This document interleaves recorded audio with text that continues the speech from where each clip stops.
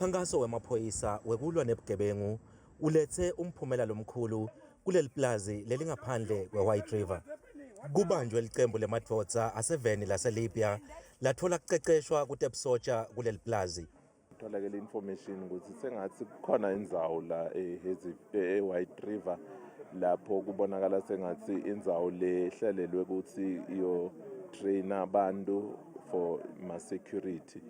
Bese ke lendzawo ngathi seyigucule njengale itrain abantu for military noma busosha. Ingakho sifike kule simo lesikuso.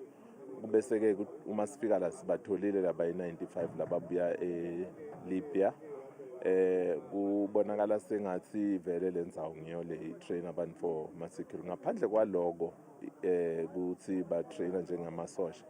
Sibe netikhalo letiningi kuchamuka kule station lesikhona la eMasoyi lapho kube nebugebengu lebendekile. Emalunga emphakathi lahlala dodane nalenkambu athi abonga kakhulu umsebenzi lowendiwe emaphoyisa. Besathi but besinganalwati kahle ngoba bebafika la sibabona bahamba la kithi titratini.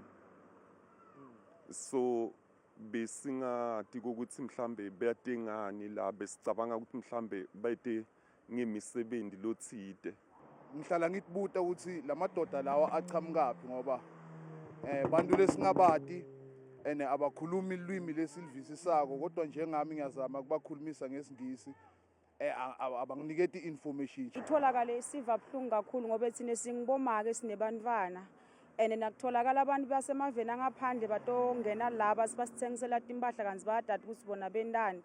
Kunebantwana labalahlekako, kunebantwana labafako, kunebantwana labarejwako singathi ukuthi barejwa ngandlela bani. Emalunga emphakathi langahle abe nelwati lolunyenti ayanxuswa ukuthi axhumane nemaphoyisa. Etindzabeni tetfu ku Channel 163 lotilethelwa yiNewsroom Africa ngingumweli Masilela ngaphandle kweWhite River eMpumalanga.